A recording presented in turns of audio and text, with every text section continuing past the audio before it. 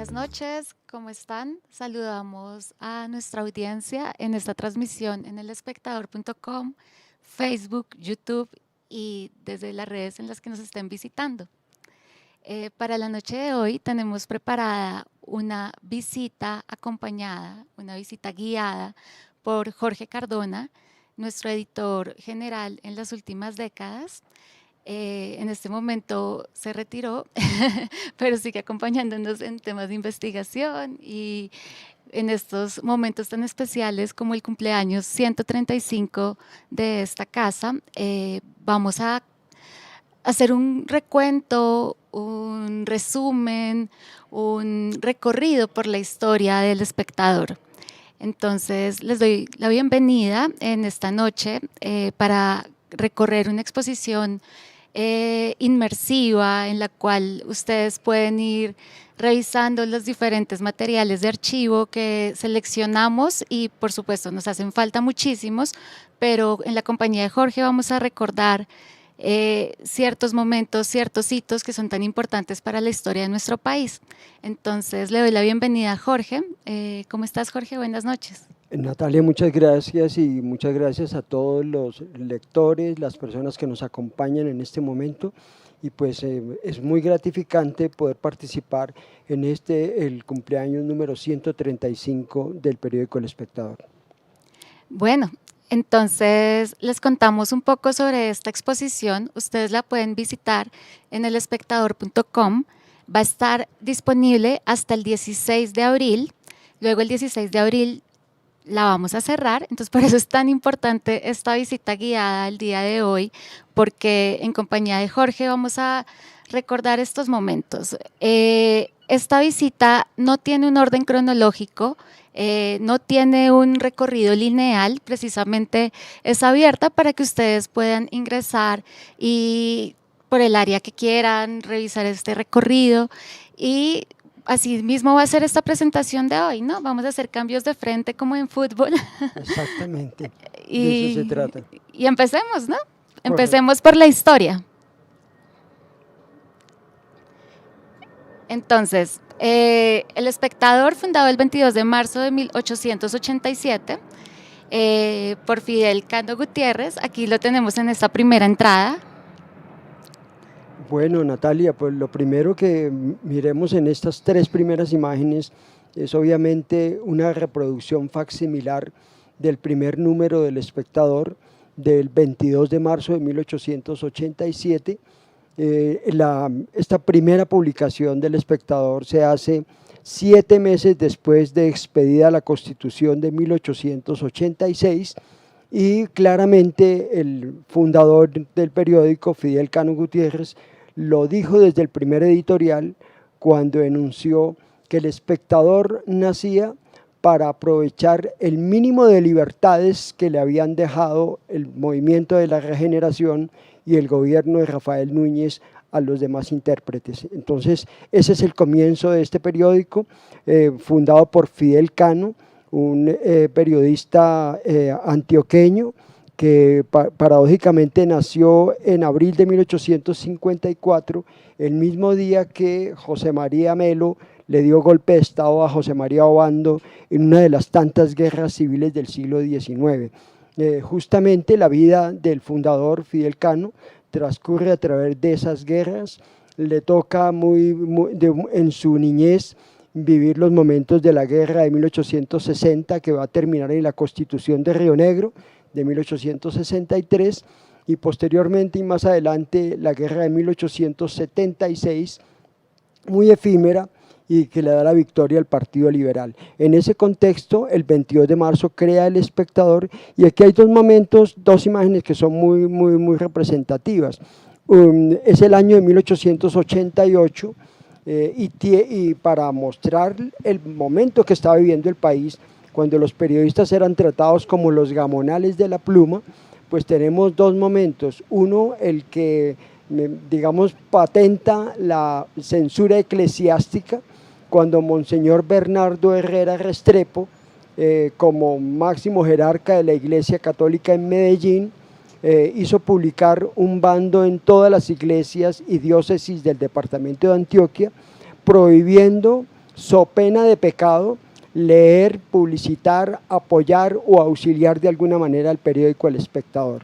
Y fuera de la censura eclesiástica propia del Estado confesional católico que se había creado en la Constitución de 1886, pues tenemos la censura también política, porque justamente ese mismo año de 1888 se expidió la Ley 61, que fue la primera ley encaminada al control de la seguridad ciudadana y del orden público. Y en esa ley, pues al máximo delito de la época, que era los ladrones de caballos, los cuatreros, era el vehículo de transporte principal, se le daba el mayor tipo penal. Pues en esa ley hicieron una homologación y los periodistas quedaron a nivel de los cuatreros, y por eso Fidel Cano hace un editorial que se conoció como la Ley de los Caballos, para hacerle una ironía a esa ley. Pues ese fue otro de los grandes motivos para que el periódico en su primera época, que va desde 1887 hasta final del siglo XIX, con el comienzo de la Guerra de los 1000 días, pues duró más tiempo cerrado que abierto por virtud de estas clases de censura, Natalia. Si están interesados en conocer la editorial de la Ley de los Caballos, pueden ingresar a la exposición y aquí está el enlace, en la pantalla se los estoy mostrando, pero también en la exposición visitan esta esquina que hablamos sobre la opinión en el periódico y pueden leer esta ley, ¿no? Si quieres, hablemos un poco más de la opinión en El Espectador. ¿Cuáles son esas grandes firmas que han pasado por nuestras páginas? Aquí tenemos un contraste entre lo más contemporáneo y que dio como un cambio de tono, que fue La Puya, que es muy conocida para estas audiencias de esta época, pero las páginas de opinión vienen desde los 135 años, ¿cómo nos cuentas? Yo creo que lo que hay que primero comentarle a nuestros lectores y a quienes nos siguen es que uno de los grandes baluartes del Espectador a través de sus 135 años son sus opinadores, sus columnistas, la gente que crea la opinión, y hay voces realmente bastante significativas. Por decirles algo, hay que recordar a Eduardo Zalamea Borda, un importantísimo escritor. Él escribía con el seudónimo de Ulises, y además de ser el autor de una de las grandes obras literarias de la primera mitad del siglo XX en Colombia, 4 años a bordo de mí mismo, él fue el gestor de buenas páginas editoriales durante los años 40 y 50 del siglo XX. También tendríamos que hablar de Luis Eduardo Nieto Caballero, que en algún momento en el periódico de los años 20 fue codirector junto a Luis Cano, el segundo de los directores del Espectador, una voz importantísima.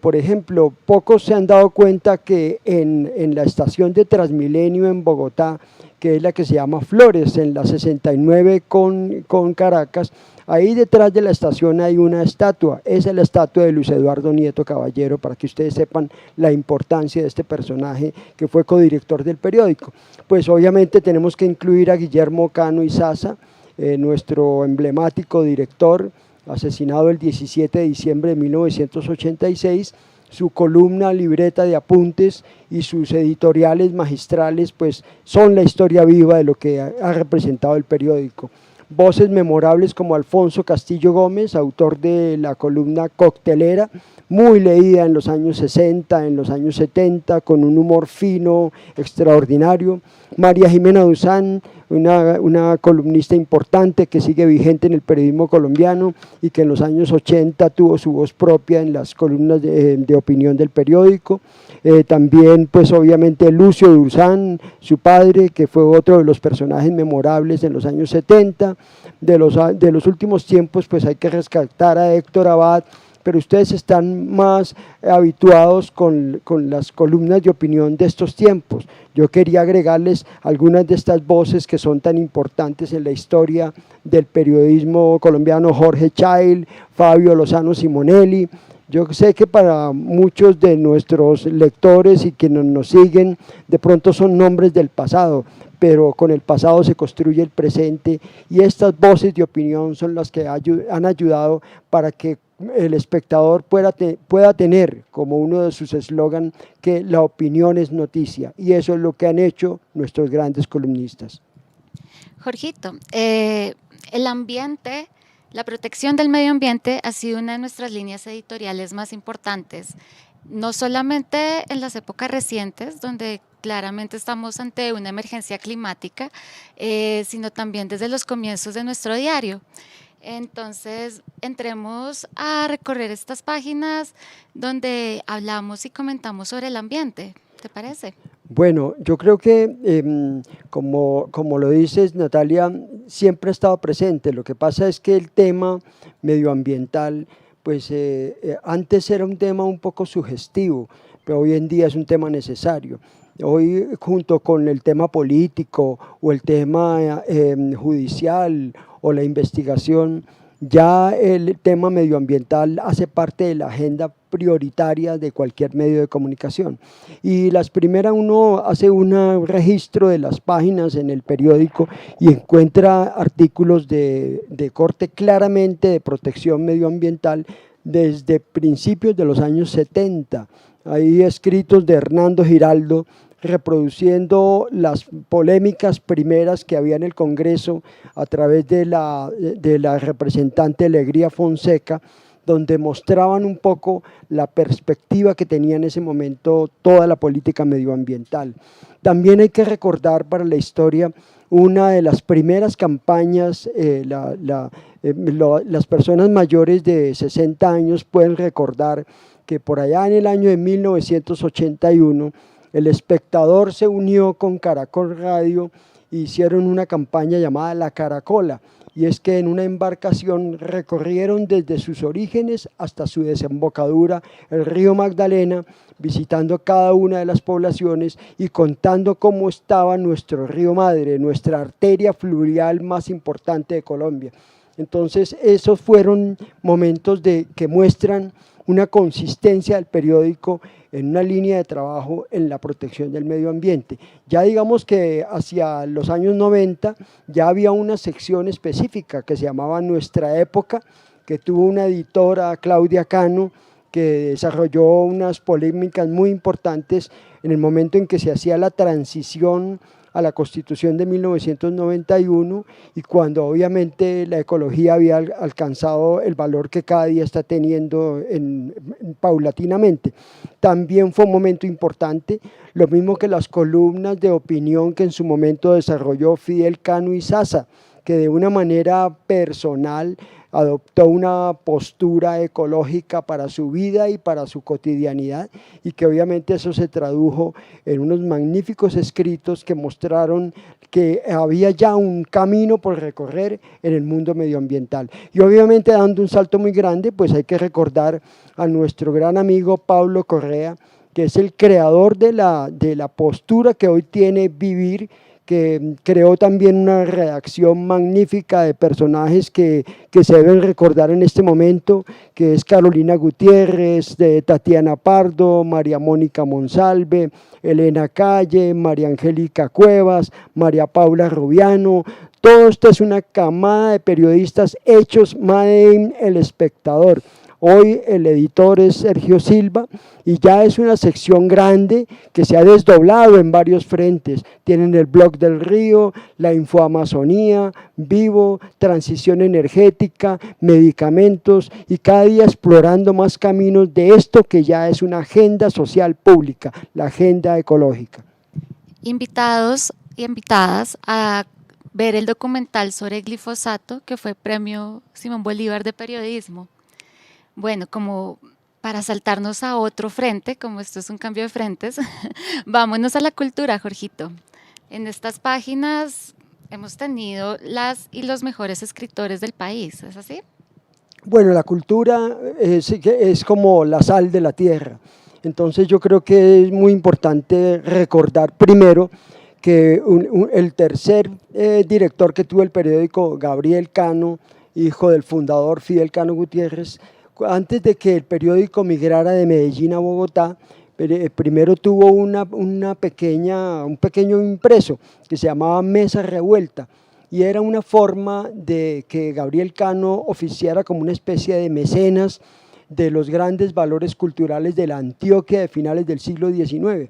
Pues cuando el periódico se trasladó a Bogotá, pues detrás de Gabriel Cano se vino una intelectualidad antioqueña muy interesante y esa intelectualidad, por ejemplo, trajo valores como Ricardo Rendón, que Ricardo Rendón viene siendo el caricaturista más importante en el periodismo colombiano de la primera mitad del siglo XX. Él fallece en 1931, se suicida en la Gran Vía en Bogotá, aunque él termina su actividad como periodista en las páginas del Tiempo, brilló en El Espectador, y el primer esfuerzo por hacer un suplemento dominical se hizo en los años 20 con la coordinación de estos personajes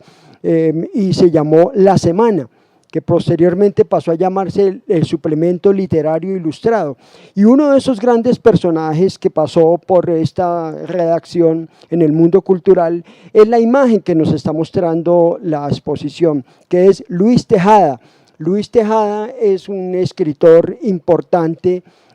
también era familiar de la familia Cano, porque él era hijo de un primo hermano de Fidel Cano, y obviamente él era Luis Tejada Cano, llegó y él es considerado uno de los padres de la crónica periodística. Sus crónicas son de una factura excepcional,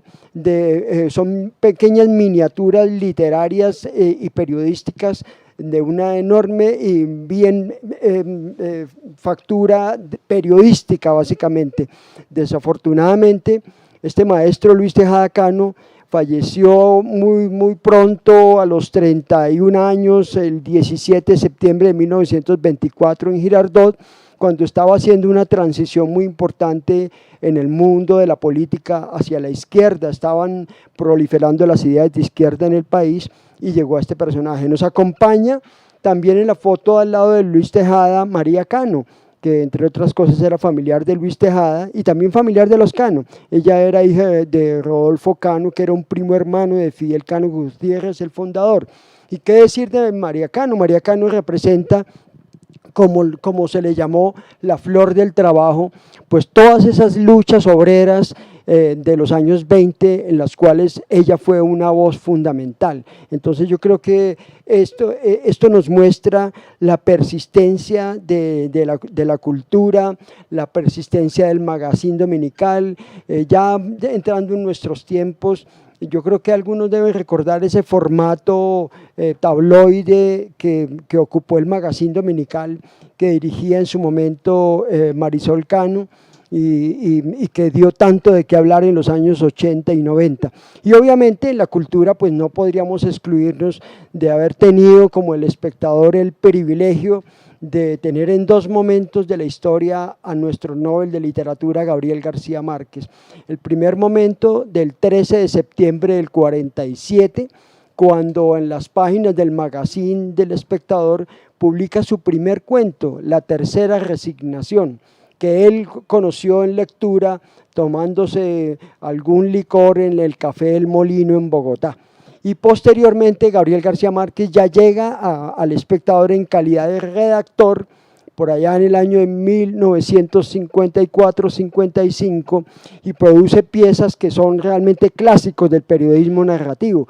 como la famosa Historia del náufrago, Alejandro Velasco, que obviamente es un ícono del periodismo narrativo, y otras cuantas crónicas como la historia de Ramón Hoyos Vallejo, que es una serie sensacional, otra que hizo sobre una huelga en el Chocó. Realmente fue un privilegio siempre haber tenido y haber contado con el Nobel de Literatura Gabriel García Márquez en el periódico, y antes de que ganara él su premio Nobel en 1982 era columnista del periódico, con una columna de todos los domingos que realmente hacía comprar el periódico. Bueno, gracias Jorge por este recuento. El Espectador fue el primer medio en comunicación que denunció en los años 80 la corrupción del poder político por parte de la mafia del narcotráfico. Una de sus mayores batallas fue la de desenmascarar a Pablo Escobar Gaviria, quien se presentaba ante el país como un congresista suplente, pero era el jefe del cartel de drogas más poderoso del mundo durante el siglo XX. Vámonos a esta zona, a este muro. Bueno, Natalia, te cuento que la historia de esa fotografía es la siguiente. Rodrigo Lara Bonilla había llegado al Ministerio de Justicia en agosto de 1983 y de inmediato en el Congreso de la República denunció a los narcotraficantes. Uno de ellos era representante a la Cámara, Pablo Escobar Gaviria, pero no existían antecedentes judiciales de que acreditaran lo que decía Rodrigo Lara en sus acusaciones. Se desató una polémica porque en el Congreso de la República los enemigos de Lara Bonilla le hicieron una estrategia para deslegitimar lo que estaba haciendo Lara Bonilla, y cuando lo tenían contra las cuerdas por la existencia de un cheque de un narcotraficante llamado Evaristo Porras Ardila, pues Guillermo Cano, con el apoyo del jefe de investigaciones Fabio Castillo, alertados por una fuente que ellos tenían en los organismos de seguridad, empiezan a buscar en los archivos del periódico esos antecedentes de Pablo Escobar, y efectivamente los encontraron. Encontraron que había una publicación del 25 de junio de 1976 que se titulaba "Caen 39 libras de cocaína", y justamente era que en un operativo adelantado por el DAS habían encontrado esa cantidad de cocaína en las llantas de un automóvil que venía de Nariño y que había sido incautado en Itagüí. Esa noticia estaba perdida en el archivo del periódico y en las páginas del periódico, y lo que hace Guillermo Cano en ese momento, el 25 de agosto de 1983, fue volver a reproducir esa noticia textualmente, una reproducción facsimilar de esa noticia, y eso fue una bomba tremenda porque dio cuenta de que sí había antecedentes de la presencia de Pablo Escobar Gaviria en el mundo del narcotráfico. Obviamente la consecuencia inmediata de eso fue que se desató la persecución de Pablo Escobar contra el periódico El Espectador, que no solamente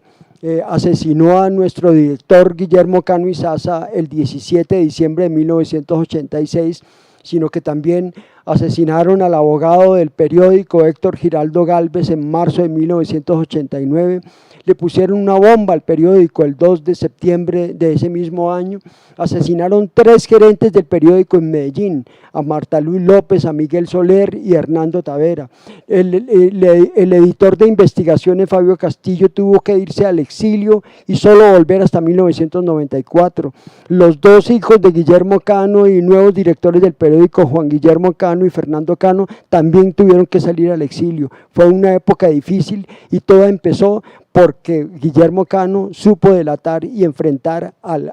capo de capos Pablo Escobar Gaviria.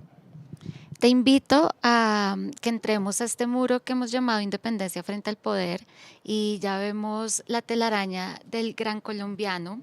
que en defensa de los ahorradores del país, El Espectador denunció la corrupción del Grupo Gran Colombiano en los años 80.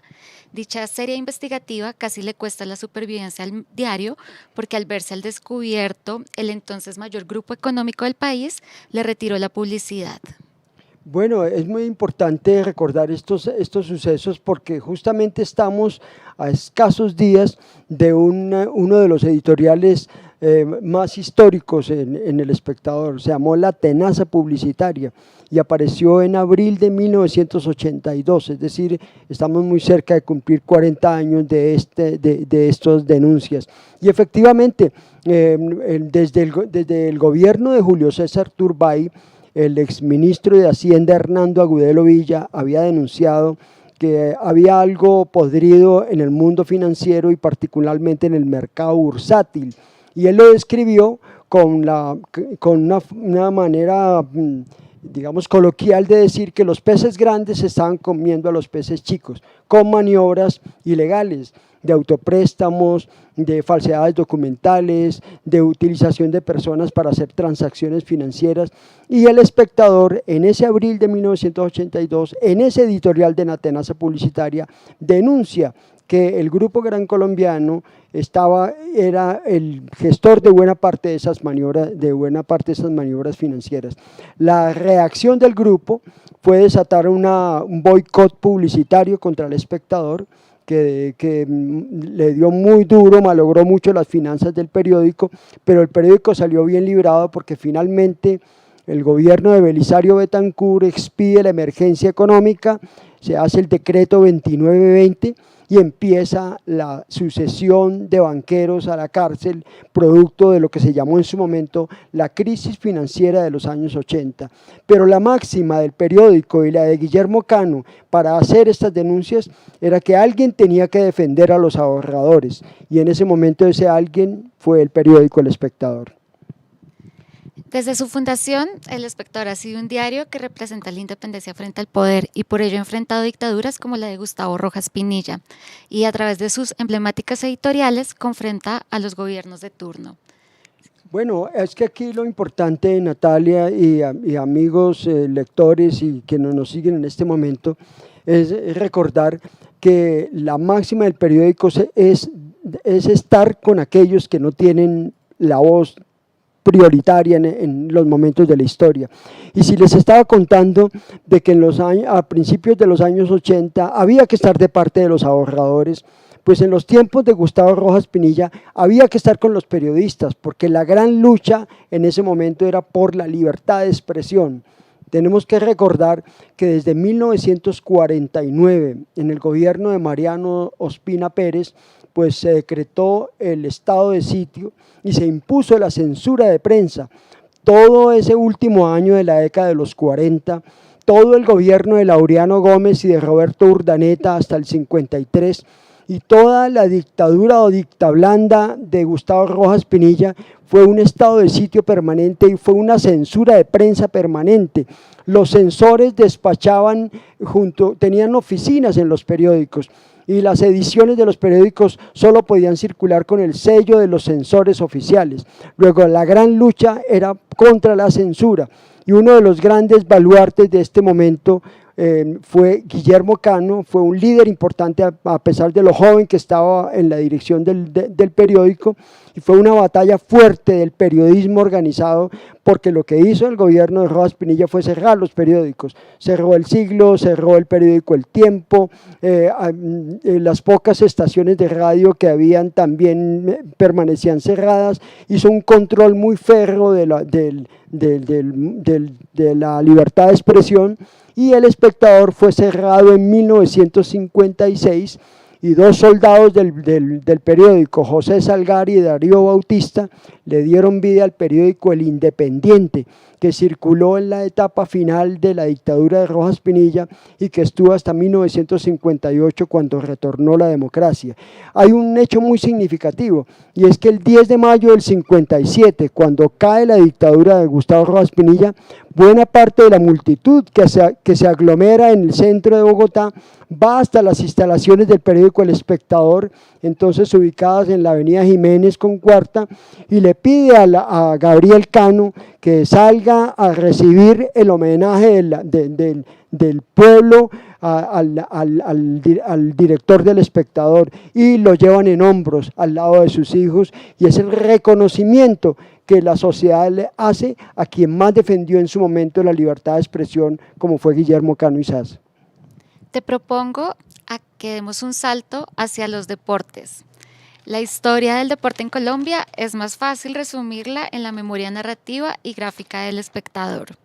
Grandes reportajes como el de Gabriel García Márquez, al ciclista Ramón Hoyos Vallejo y el premio Deportista del Año, que acaba de cumplir 6 décadas, son ejemplo de esa constancia para exaltar la vida de nuestros atletas. Bueno, es muy importante porque aquí tenemos que exaltar la figura de uno de los padres del periodismo deportivo, que es Mike Forero Nogués, que fue el editor deportivo del Espectador durante mucho tiempo, y que obviamente junto a una generación de pioneros del periodismo deportivo se abrieron paso en esta actividad por dos momentos estelares en la historia de nuestro deporte colombiano: la época del dorado del fútbol colombiano, que empieza en 1948, y la Vuelta a Colombia en bicicleta, que empieza en 1951. Alrededor de estos dos grandes eventos, pues no solamente se congregaba la afición deportiva creciente en el país, sino que las páginas del Espectador siempre le dieron cabida a muchos e importantes periodistas de ese momento legendario del periodismo deportivo colombiano. Posteriormente, con el paso del tiempo, pues el Espectador en algunos momentos estuvo vinculado como patrocinador de etapas de la Vuelta a Colombia en bicicleta, después fue el creador de patrocinador de la Vuelta a la Juventud, que se desarrolló mucho en los años 60, y obviamente en el año de 1961 le dio nacimiento a nuestra gala, El Espectador, la única gala que hace en el año, nuestro evento donde nos reunimos con nuestra gente,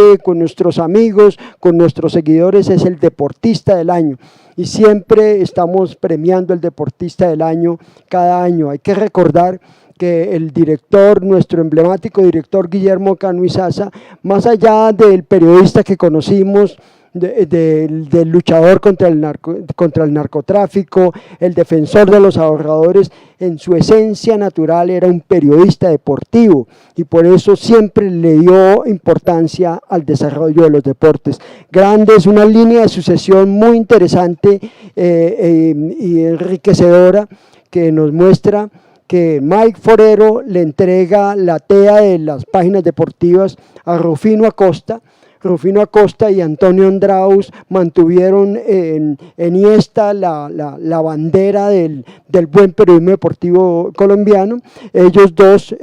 entregan a Olga Lucía Barona, que fue la primera editora deportiva en Colombia y que además Olga Lucía Barona es actualmente la directora del Deportista del Año. Y ella le entrega a nuestro actual editor deportivo Luis Guillermo Ordóñez, que al frente de unas nuevas generaciones de periodistas, pues seguimos adelante recordando los mundiales de fútbol, los Juegos Olímpicos, nuestros grandes campeones de boxeo, nuestros grandes ciclistas, país de atletas, país de boxeadores, país de beisbolistas, nuestros grandes triunfos de los grandes héroes del mundo contemporáneo, que no son los políticos, que no son los militares, son nuestros deportistas. Y el Espectador viste sus páginas impresas del color de las camisetas. Correcto, eso, y también hay la rosa, ¿no? de nuestros grandes triunfos de Nairo Quintana, o sea que siempre lo hemos acompañado. Hay que recordar en los tiempos de los años 80, ese 1987, donde Colombia empezaba a vivir momentos duros de la violencia colombiana, pero que en el mundo alterno del periodismo deportivo nos dimos el lujo de haber ganado la Vuelta a España con Lucho Herrera en ese mismo 1987, y así se ilustró en los primeros planos del periódico El Espectador.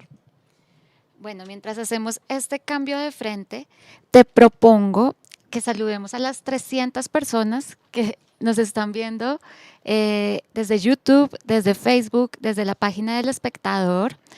Y si estás de acuerdo, peguémonos un viaje hacia el cubrimiento internacional. Correcto, primero pues muchas gracias a todos los que se sostienen en este carretazo a esta hora de la noche, pero pues están invitados todos porque el cumpleaños del Espectador es compartido y cada uno de nuestros lectores, de las personas que nos han acompañado a través de la historia, pues hace parte de esta celebración. Pues lo internacional es todo, porque digamos que nuestro país, nuestra sociedad gravita alrededor de acontecimientos internacionales y desde los orígenes se ve esa presencia internacional. Uno encuentra, por ejemplo, en mayo de 1919, la publicación exclusiva del texto del Tratado de Versalles, que puso fin a la Primera Guerra Mundial. O, por ejemplo, mira unas páginas extraordinarias del seguimiento que el periódico hizo a la Guerra Civil Española, que tanto influenció la sociedad colombiana y que desangró al país ibérico entre 1936 y 1939. Aquí hay que recordar, por ejemplo, un periodista importante que se llama Álvaro Pachón de la Torre, que él tenía una revista llamada Contraataque, que era la revista o el impreso más leído durante la Segunda Guerra Mundial. A raíz de esos éxitos editoriales que tuvo Álvaro Pachón, termina en el periódico El Espectador y se convierte en la mano derecha fundamental de Guillermo Cano en el Magazine Dominical.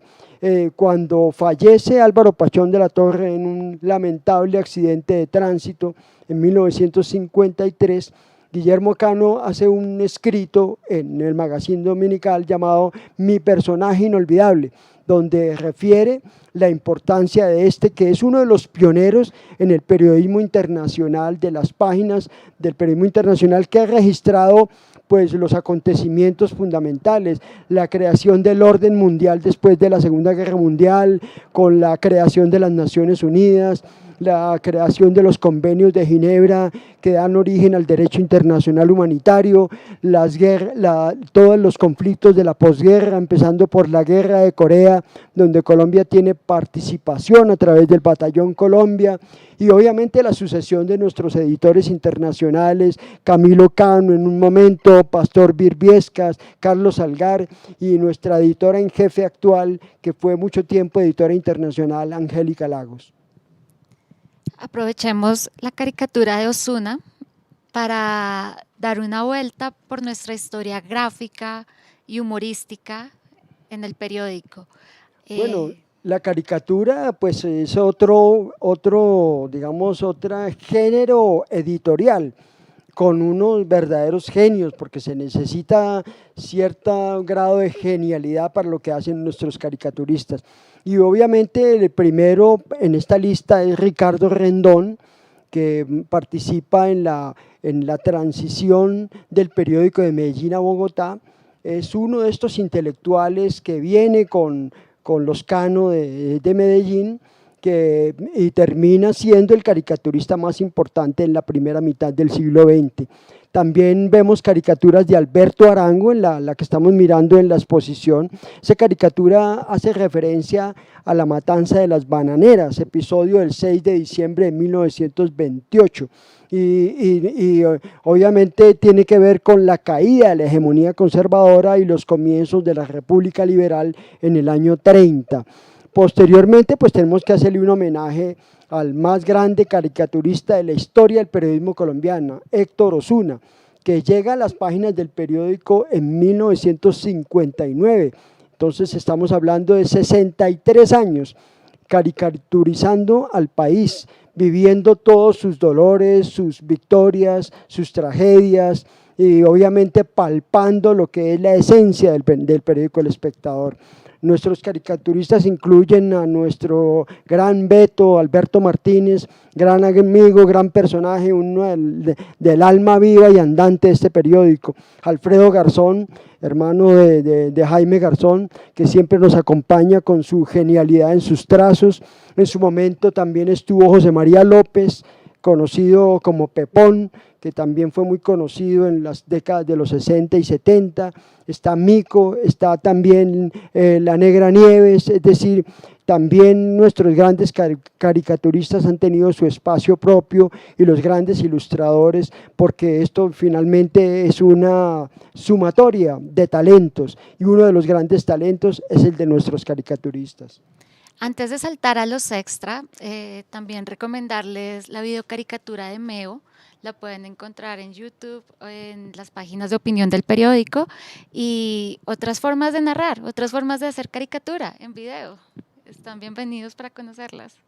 Correcto. Y hablando de extras, amiga Natalia, pues el primer extra que tenía el periódico se hacía de una manera directa, porque hay que recordar que el periódico nació como vespertino, es decir, salía a las 5 de la tarde, pero una hora antes del periódico, en la vieja sede de la avenida Jiménez con Cuarta, el jefe de redacción, José Salgar, sacaba un tablero y escribía los titulares de las noticias. Esa era la primera forma de vincular a los lectores. Se arremolinaba la gente al frente del periódico para mirar cuáles eran las noticias de la tarde, una forma de extras. Pero si uno recorre las páginas del periódico, encuentra extras increíbles. Por ejemplo, natural el de la finalización de la Segunda Guerra Mundial en 1945, mayo del 45, después de la caída de Berlín. Pero también hay un extra, por ejemplo, el 5 de marzo del 53, que es la fecha de la muerte de Joseph Stalin, digamos el máximo jerarca de la Unión de Repúblicas Socialistas Soviéticas. Hay un extra, por ejemplo, el 10 de mayo del 57, ya lo habíamos referido, de la caída de Gustavo Rojas Pinilla. Hay un extra que fue muy vendido en su momento y muy recordado, que fue el del 26 de julio del 58, cuando la manizaleña colombiana Luz Marina Zuluaga alcanzó el título de Miss Universo, que era un ícono para ese momento. Hay extra, por ejemplo, del 1 de enero de 1959, cuando cae el dictador cubano Fulgencio Batista y triunfan los barbudos guerrilleros de la Sierra Maestra con Fidel Castro y el Che Guevara a la cabeza. Hay extra en el asesinato de John Fitzgerald Kennedy, presidente de los Estados Unidos, asesinado el 22 de noviembre de 1963. Y obviamente, acercándonos a estos tiempos, pues la caída de Pablo Escobar el 2 de diciembre de 1993, la captura de los hermanos Miguel y Gilberto Rodríguez Orejuela, Gilberto el 9 de junio del 95, Miguel Rodríguez el 6 de agosto de 1995, extras paulatinos, y ya llegando al siglo XXI pues está el extra del 11 de septiembre de 2001, el ataque a las Torres Gemelas. Hay otros más adelante, como por ejemplo El doloroso momento, A sangre fría se titula el extra que se hizo de la Operación Monasterio, cuando las FARC sacrificó al gobernador de Antioquia, Guillermo Gaviria, al consejero de paz, Gilberto Echeverri, y a 10 militares, cuando el ejército intentó un rescate de personas que estaban en ese momento retenidas en un campamento de las FARC. Es decir, los extras han sido la réplica o una muestra muy significativa de la adrenalina pura que produce el periodismo en los momentos en que se producen las noticias. Movámonos a otro frente y hablemos de los avances científicos que se conocieron en Colombia a través del espectador. El automóvil, el cine, la industrialización, la llegada del hombre a la luna. Hoy nos mantenemos al frente de esa información con periodistas más profesionales que nunca, creadores de productos especializados y con una capacidad convocatoria para que el país vea a través de nuevas generaciones, por ejemplo, cómo nuestras científicas, antes marginadas por los medios de comunicación, ahora son parte de nuestras publicaciones continuamente. Sí, lo que pasa es que lo que yo les comentaba un poco con el tema del periodismo ambiental, el periodismo científico también antes era algo un poco sugestivo, algo ocasional, hoy en día es permanente y hace parte de la agenda prioritaria de un medio de comunicación contemporáneo. Obviamente, cuando estamos refiriendo a la historia nos remitimos un poco a la era espacial. Ese titular de Luna, Luna, Luna fue histórico, porque fue el del 20 de julio de 1969, nuestra fecha patria, cuando en la noche quienes ya transitábamos por la vida en ese momento, vimos en vivo y en directo el aterrizaje del Apolo 11 en la superficie lunar. Y de ahí en adelante, pues el periódico siguió paso a paso lo que se conoció como la era atómica. Primero se hizo una serie animada para explicar cómo era el cambio que estaba sucediendo en el mundo, cómo era esa competencia que había entre Estados Unidos y la Unión Soviética, y posteriormente cómo se fue desarrollando la tecnología de la aviación, cómo se fue, digamos, vinculando todo el mundo del desarrollo de la industria automotriz. Entonces, entre la tecnología como punto de lanza y ya el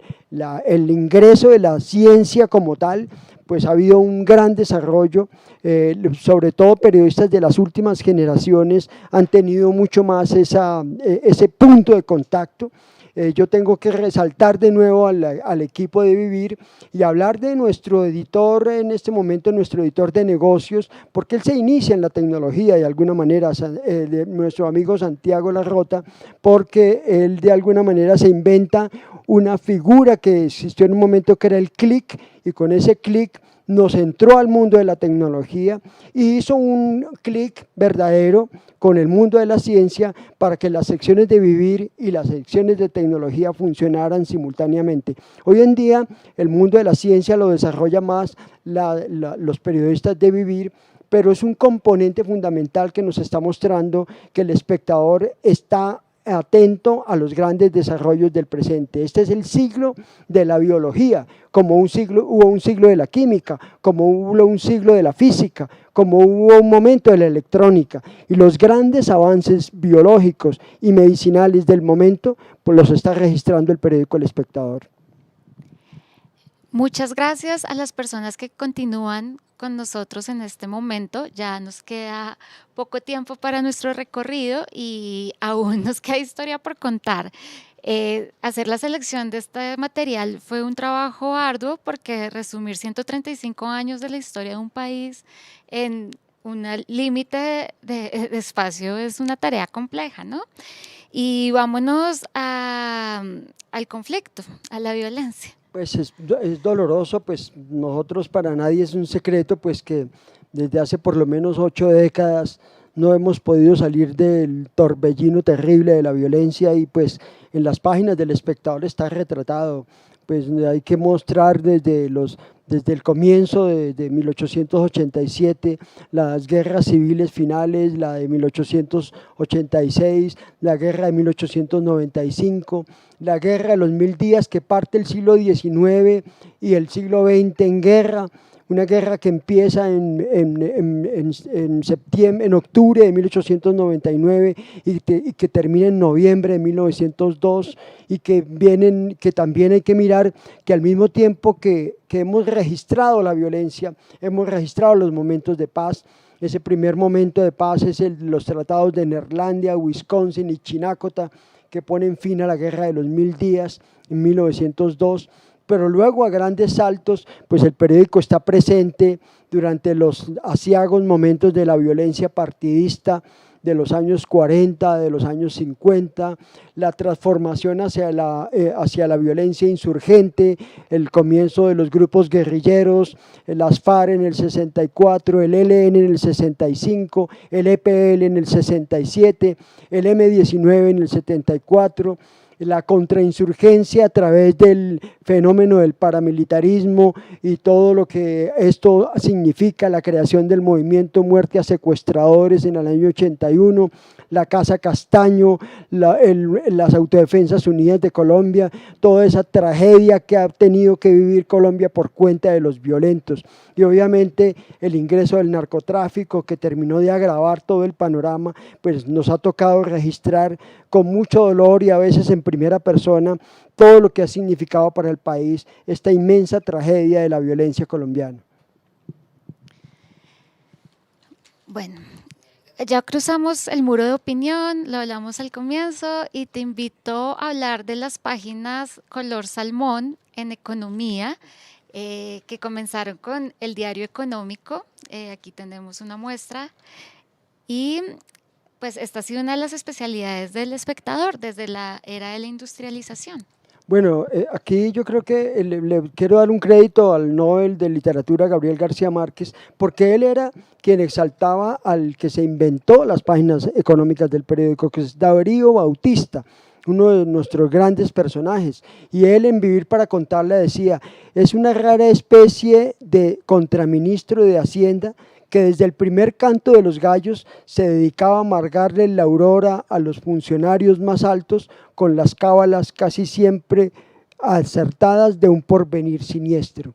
Entonces, con Darío Bautista a la cabeza, el periódico siempre ha tenido una tradición de periodistas económicos, y hago un salto a los tiempos más cercanos para recordar la creación del diario Salmón en los años 90, que fue un paso adelante para la información económica y para dar, digamos, una lectura diferenciada del mundo financiero, del desarrollo de la industria, con periodistas de corte histórico, como por ejemplo nuestro colega Héctor Hernández y Héctor Mario Rodríguez, que hoy manejan Primera Página, un proyecto periodístico importantísimo de radio y prensa, hecho en el diario Salmón también, obviamente el director Fidel Cano Correa, que fue el primer editor del diario Salmón, y Efraín Pachón, Leonardo Rodríguez, es decir, la lista sería larguísima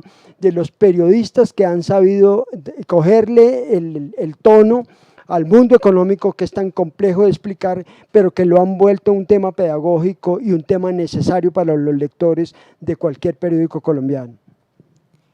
Nos queda poco tiempo y estamos entrando a una zona que me llama la atención y creo que es muy importante y representativa del periódico, y es hablar de aquellas y aquellos que no tienen voz. Pero antes, Jorgito, quería hacerte una pregunta de Marcela Obregón. Ella nos pregunta, ¿cuándo empezó a publicar El Espectador en color? Bueno, esa es una pregunta, ahí me corcharon, no la tengo tan precisa, pero se las quedo viendo y la contestará Natalia en alguno de las redes sociales. Pero bueno, hablando de la resistencia, que nosotros ya hablamos, la resistencia, y eso se explica en la postura de nuestro director Guillermo Cano, y es que hay que defender a los que no tienen voz. Entonces el periódico siempre ha tenido como una de sus premisas fundamentales la inclusión y la rectificación. Y esta es una era, estamos viviendo una era de rectificaciones y de inclusiones. Por eso nuestra apuesta decidida de apoyo absoluto a la comunidad LGBT, a nuestras comunidades afros, a todos aquellos sectores que han vivido la discriminación y que obviamente han tenido en las páginas del Espectador la manera de contar todo lo que tienen por contar. En ese mismo orden de ideas, Natalia, yo creo que me voy adelantando a esto que me iba mostrando, que también es nuestra participación femenina, Natalia. No podemos terminar sin incluir el aporte que han tenido las mujeres en el desarrollo de la historia del periódico El Espectador. Al principio no había tantas periodistas en las redacciones, pero por ejemplo, en El Espectador está la memoria de Lucy Sasa Restrepo, de Elena Villegas, que son las esposas de Fidel Cano y de Gabriel Cano, que hacían parte de la cotidianidad del periódico. Hay que recordar a Emilia Pardo Umaña, que es la primera mujer en una sala de redacción por allá en los años 60. No podemos dejar de referir la historia de Inés Gutiérrez de Montaña. En los años 60, 70, era importantísimo leer las primeras páginas femeninas del Espectador hechas por una editora de quilates como era doña Inés de Montaña, fallecida en 1981, doña Ana María Busquets, María Antonieta Busquets, que es la promotora de una iniciativa muy especial del Espectador, que fue Espectadores 2000. 1985 se conoció como el año de la juventud y ese año nació una iniciativa que duró hasta siglo XXI, que era crear los Espectadores 2000, que fue una generación de jóvenes estudiantes de colegio que se vincularon al periódico y que hicieron una redacción y que muchos de ellos terminaron siendo periodistas y muchos de ellos siguen siendo hoy periodistas y se iniciaron en esta pequeña camada. Una iniciativa de María Antonieta Busquets. También hay que referir a María Teresa Herrán, a Margarita Vidal, a María Jimena Duzán, a tantas mujeres importantes que ha tenido el desarrollo del periódico, a editoras que han pasado por el periódico, obviamente, y en este momento pues que nuestra editora jefa es una mujer como es Angélica Lagos. El Espectador también ha dado sus páginas para que publiquen mujeres en la política, como Esmeralda Arboleda, y las ha acompañado en luchas de las mujeres, desde el derecho al voto hasta el más reciente, el derecho al aborto. Pues sí, Natalia, ese es muy importante ese tema, porque ha sido una lucha realmente ejemplar. Como ustedes lo saben muy bien, pues no fue fácil la conquista del voto femenino. Finalmente, como una paradoja de la historia, no se dio en un gobierno liberal, ni se dio en un gobierno conservador, se dio durante la dictadura de Gustavo Rojas Pinilla, con algunos intereses políticos, pero importante logro en el cual hay que reivindicar la figura de Ofelia Uribe de Acosta, que está ahí en una de las fotos que nos están mostrando, una mujer que desde Tunja, a través de un programa radial, empezó a orientar a las mujeres y a enseñarles a entender que nadie iba a lograr por ellas lo que ellas mismas no reclamaran, y así lo dijo ella permanentemente. Por eso pues su lugar en la historia. Esmeralda Arboleda, pues hay que recordarla como una de las primeras dirigentes políticas de Colombia, gobernadora, ministra, congresista, y obviamente Josefina Valencia, que fue también gobernadora y fue también ministra, las pioneras. Después vinieron María Eugenia Rojas, que fue candidata presidencial, Socorro Ramírez, es decir, la historia femenina de Colombia, que también ha quedado consignada en las páginas del Espectador a través de sus 135 años. Muchas gracias, Jorgito, y saludamos a las personas que siguen con nosotros. Y para terminar, hablemos sobre la investigación periodística en el periódico. Hablemos de Guillermo Cano y esa historia oscura y que nos cuesta un poco, pero es importante resaltarla. Pues Natalia, para terminar, obviamente reconocer que el periódico es un periódico cuya uno de sus nortes fundamentales es hacer investigación periodística. Por eso hay que recordar, por ejemplo, a partir de los años 70, la unidad investigativa que tuvo El Espectador, competencia de la del Tiempo, que era de colosos del periodismo, pero en el periódico El Espectador estaba al frente Guillermo Cano, junto con Luis de Castro, que era el editor judicial emblemático, editor judicial gran amigo, don Fabio Castillo, que era el jefe de investigaciones, Héctor Giraldo, asesinado en marzo de 1989, ellos les tocó todo lo de la crisis financiera de los años 80, luego viene una época en la cual hay un editor importante que es Fernando Cano, y hay un gran periodista que es Ignacio Gómez, que desarrolla importantes investigaciones, la que más recuerdo ahora, que es la presencia de las autodefensas del Magdalena Medio, de las primeras alertas que da el periodismo colombiano, la hace Ignacio Gómez, recordando las denuncias de un médico de Puerto Boyacá que se entregó a la justicia y develó lo que estaba pasando en el Magdalena Medio en los años 80. También hay que recordar al colega Norbey Quevedo, que también hizo parte de la unidad investigativa durante mucho tiempo y lideró grandes investigaciones muy importantes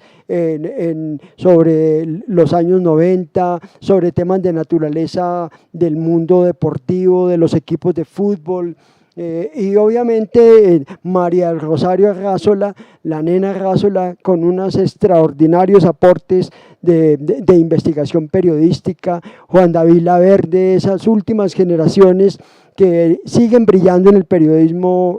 colombiano y que se han formado en el periódico El Espectador. Hoy hay una unidad investigativa de gente joven, muy capaz, conocedora de muchos lenguajes, encabezada por Pilar Cuartas y cuyos componentes son Natalia Herrera, Nicolás Achuri y Daniela Quintero. Con ellos, procedentes de distintas formaciones y distintas áreas de conocimiento, sigue viva la investigación en el periódico El Espectador. Te agradezco mucho, Jorgito, y creo que la audiencia y las personas que nos han acompañado sienten el mismo agradecimiento que yo por este recuento histórico y por mostrarnos que los 135 años están cargados de historia, de información, que es importante recordarla. Como les conté al comienzo, esta es una visita no lineal. Pueden empezar por el lugar donde quieran. La exposición va a estar disponible hasta el 16 de abril y por supuesto nos quedaron muchos sucesos por fuera de los que mencionaste, y al querer hacer como para este cumpleaños 135 una experiencia distinta, recurrimos como a la navegación inmersiva y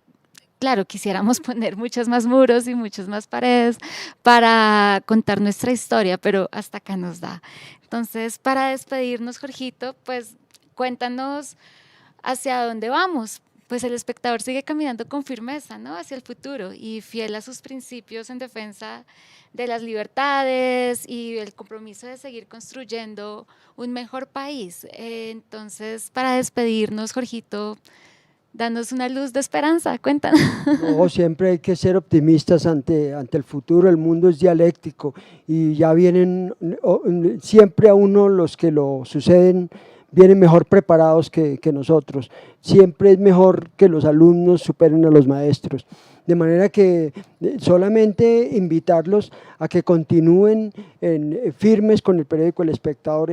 Nuestra sociedad tiene 202, 203 años de historia republicana, 135 de ellos los ha podido testificar el periódico El Espectador y lo seguirá haciendo gracias a unas nuevas generaciones que siguen con la camiseta puesta, la que nos enseñó a defender Guillermo Cano Izaza, y es la de que en la defensa de los derechos humanos no hay medias tintas, se defienden, así de sencillo. Muchas gracias a todos. Muchas gracias y pueden ver este video en YouTube, va a quedar en los canales y así nos despedimos. Un saludo y descansen.